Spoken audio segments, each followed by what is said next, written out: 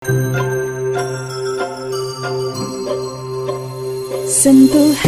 boleh, sentuhan boleh, kepala. Om Swastiastu. Yang terhormat Bapak Ibu Bupati Raja Jaya Ampat SPJ selaku Kepala Sekolah SD Negeri 6 yang saya hormati Bapak Ibu Guru serta staf SD Negeri 6 Puji syukur kita haturkan dalam kesempatan ini kita bisa berkumpul dalam kegiatan ini. Saya akan menyampaikan tentang hasil pelatihan ya yang sudah terlaksana itu sebenarnya pada hari Selasa tanggal 6 Februari 2024. Nah, di sana kita mendapat pelatihan tentang guru pelindung anak. Itu penyelenggaranya adalah The Bali Children Project. Nah, yang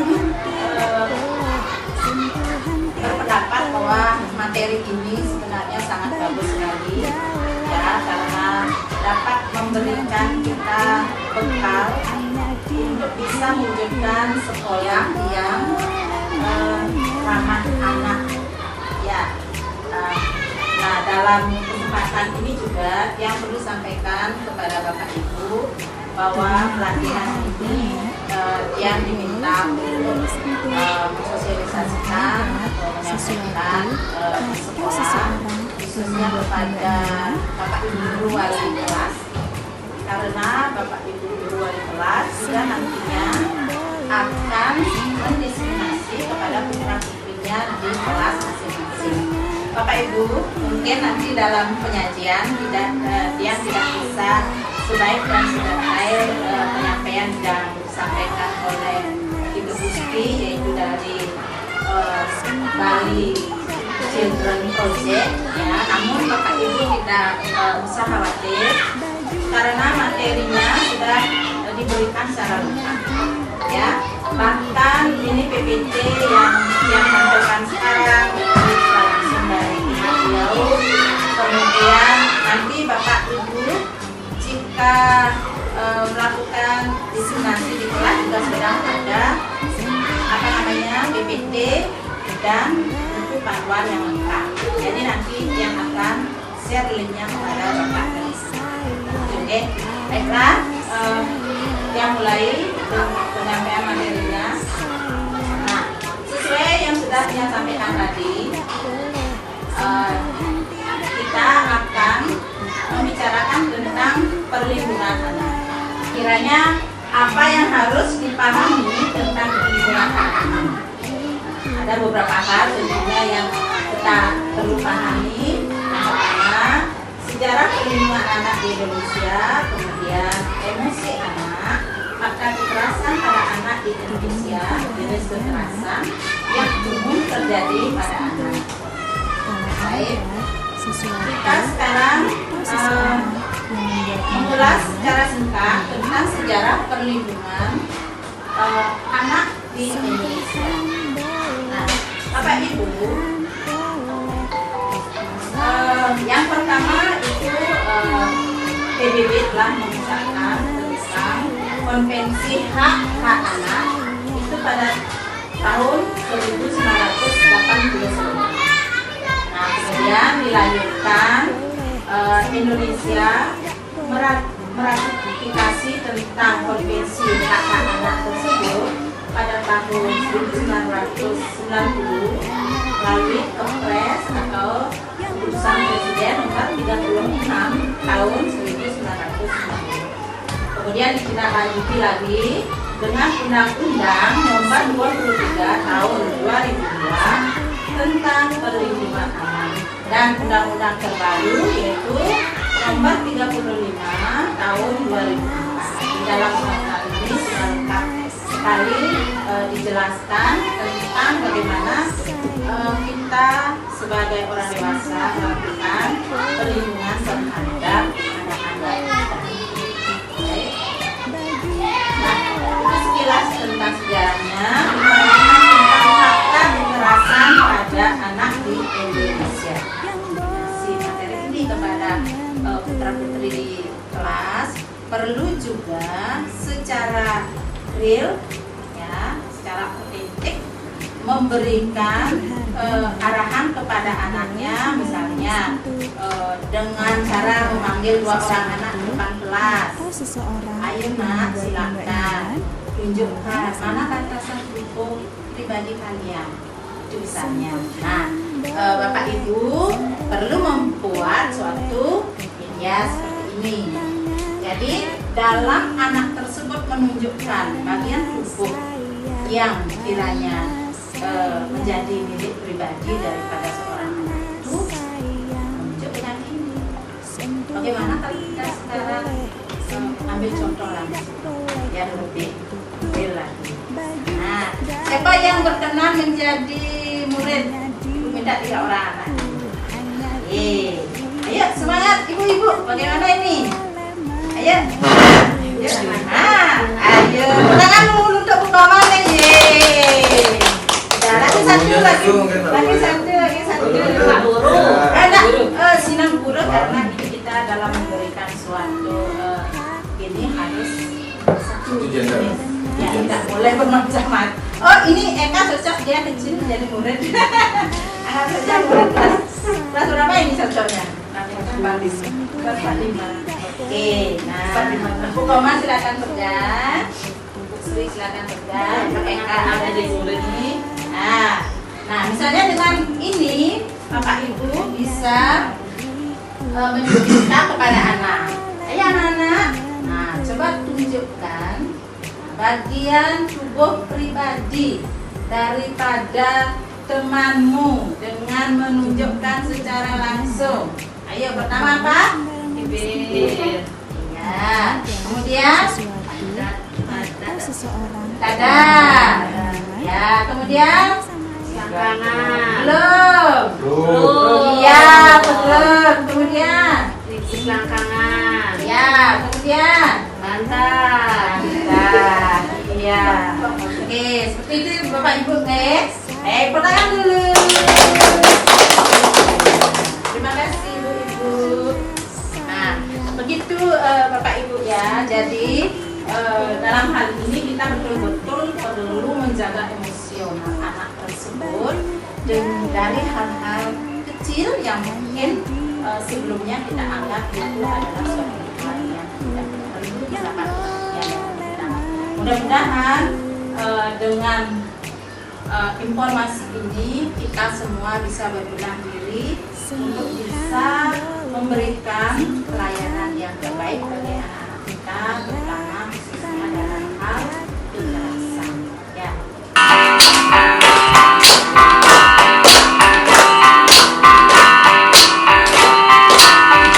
Kalau ada yang mau sentuh sembarangan, sentuhan tak aman membuat bingung cepat-cepat. Katakan tidak, katakan tidak. Tubuh ini hanya milikku seutuhnya. Katakan tidak, katakan tidak. Tubuh ini akan selalu ku jaga.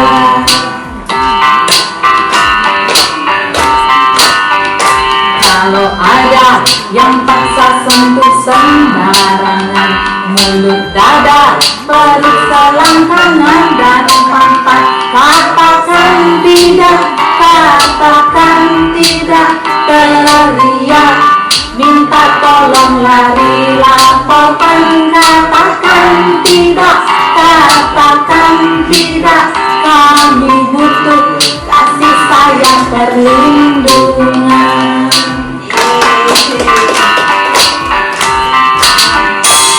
Itu ya, lagunya sangat sederhana tapi maknanya sangat dalam. Ya. Baiklah Bapak Ibu, kiranya materinya sudah cukup ya. Sekarang kita tinggal bagaimana mempraktekkan, menerapkan di sekolah supaya apa yang kita inginkan, kita harapkan wujudkan suatu anak yang aman, nyaman, gitu, secara fisik maupun secara emosional bisa kita raih bersama-sama. Baiklah, yang ucapkan terima kasih kepada Bapak Kepala Sekolah, kepada Bapak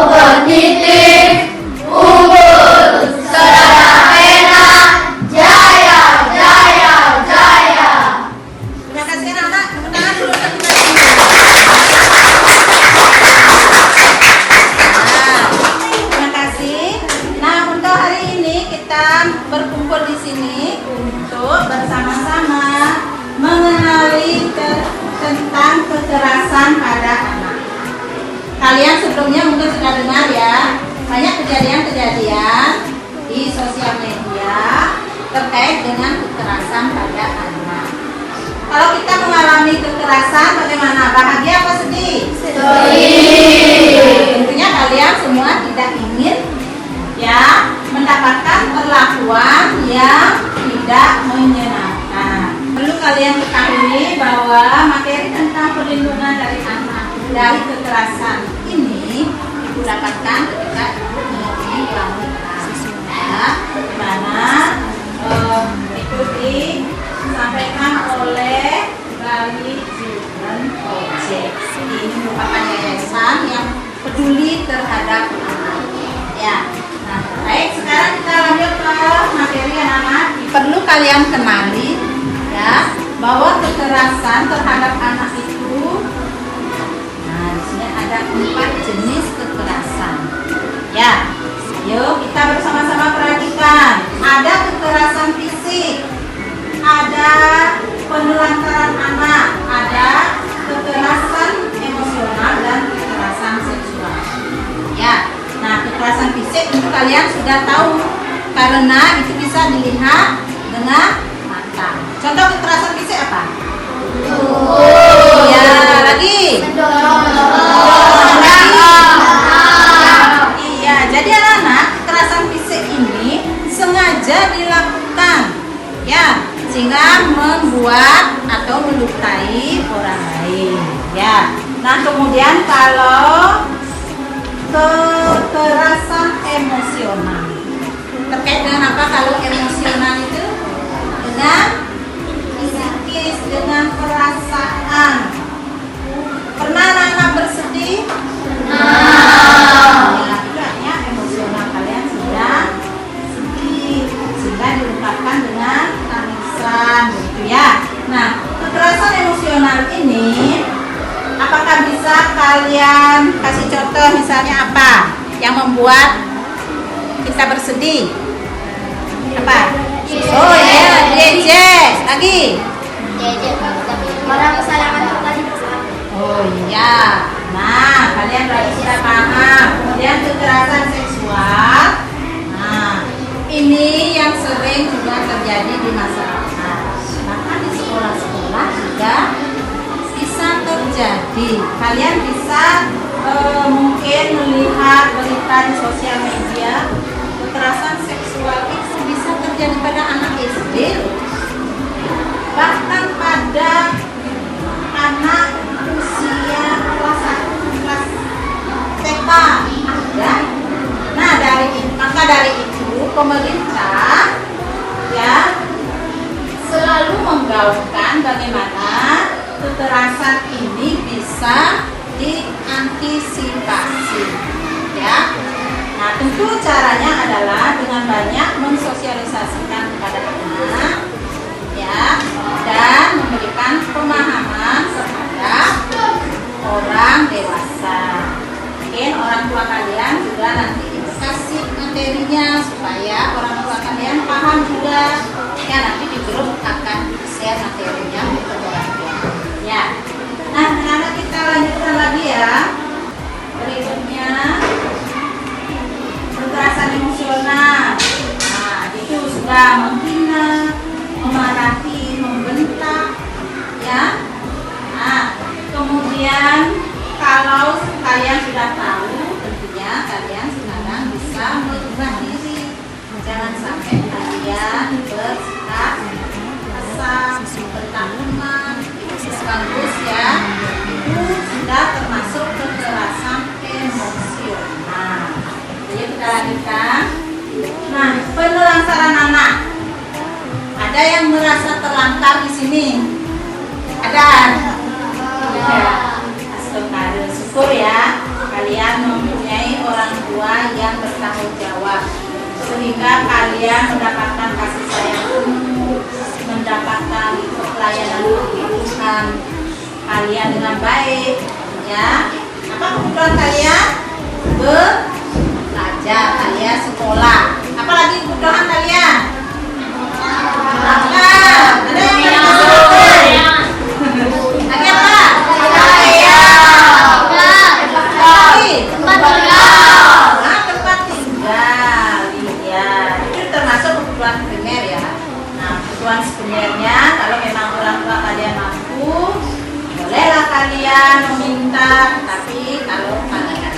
tua kalian kurang mampu, jangan kalian meminta yang berlebihan. Usahakan penuhi dulu kebutuhan primer. Baik, ayo anak, kita lanjutkan lagi. Nah, yang ini serem tak? Serem. Apa ini kekerasan apa? Jadi mungkin di benak kalian sudah terbayang yang namanya kekerasan seksual itu perkosa gitu ya. Itu.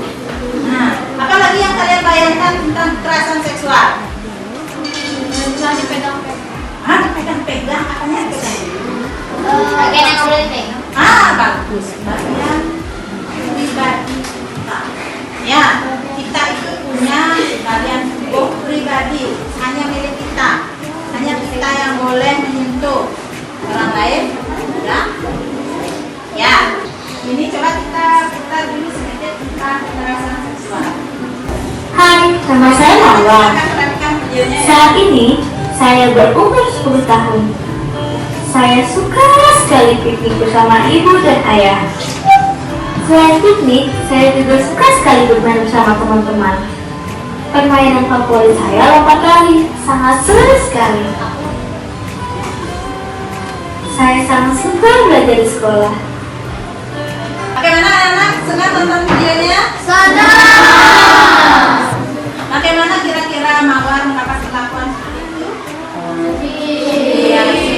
Siapapun kalau mendapat perlakuan yang tidak menyenangkan, ya mudah-mudahan tidak terjadi pada kita. Nah, video ini dijadikan pembelajaran pada kalian supaya bisa lebih menjaga diri.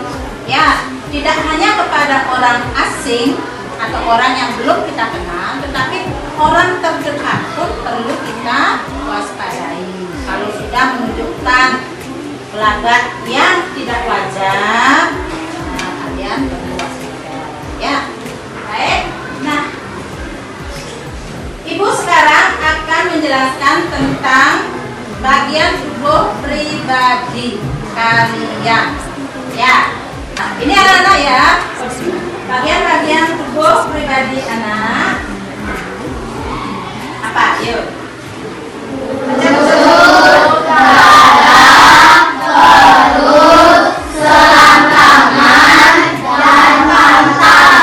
Sekarang siapa yang mau menunjukkan bagian-bagian pribadi? Cepat, tangan ayo ke depan. Coba Aaron Serinamu. Nah, ya sini ke depan. Amanda, ya 3 orang. Nah, Amanda.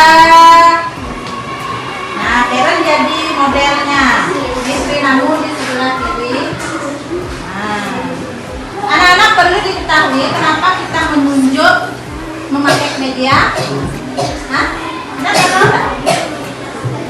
Ya, karena ya itu adalah area pribadi kita. Tidak boleh kita menyentuh langsung.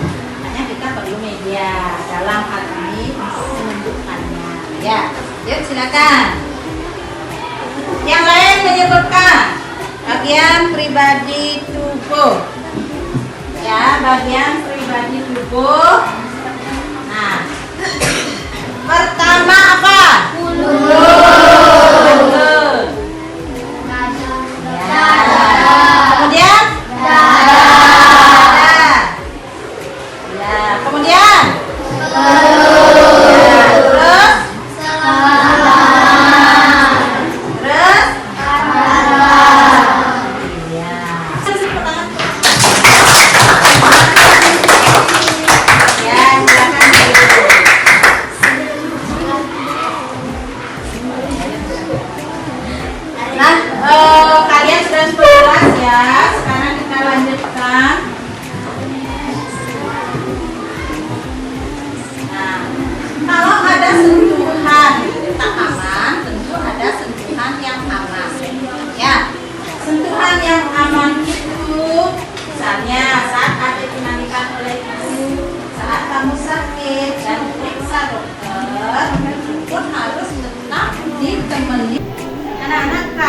kalian sudah tahu tentang kekerasan anak itu seperti apa. Jadi kalian juga perlu pendampingan. Ya, orang-orang dewasa yang kalian percaya.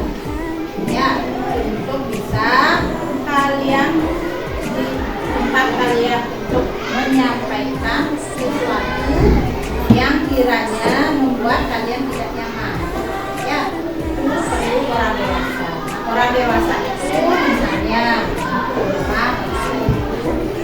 ya, mungkin kalian percaya sama neneknya, sama nenek biasa.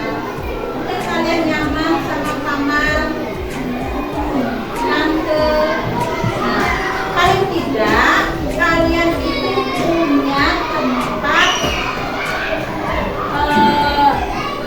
berlindung itu pada orang dewasa, paling tidak punya teman ya. Apa misalnya kalau di sekolah ada guru yang kalian percaya, kalian merasa aman ya. Nah, sekarang ibu ajak kalian bermain peran. Nah, kalian kan sudah tahu tuh ada kekerasan pada anak. Sekarang ibu membuat skenario bahwa ada 2 orang siswa yang sedang pulang sekolah, kemudian di tengah jalan dihadang oleh penjahat, ya. Nah, dirayu-rayu mau diajak jalan-jalan, ya. Nah, kemudian siswa tersebut tahu dia, peka dia bahwa niat orang yang dia temui itu adalah punya niat terbaik. Nah, sehingga siswa ini segera lari, ya, lari pada orang tuanya, melapor pada orang tua. Kemudian orang tuanya bertanya apa yang terjadi. Kemudian anak menceritakan dan orang tua melapor terhadap polisi. Gitu ya. Nah, sekarang kita tinggal mencari pemainnya. Gimana tadi skenario yang bisa? Nah, mulai ya. Ini pemain nih, ya. Orang polisi posisinya di sana dulu, polisinya di sana. Nanti ditelepon. Ya, di sana. Ini orang tuanya di rumah ya. Nih rumahnya. Nah, penjahatnya di sini dulu, nanti hadang ya. Bisa ya? Sudah siap? Ayo, silakan. Stop. Ayo kita ke kamarnya, Dek. Ayo.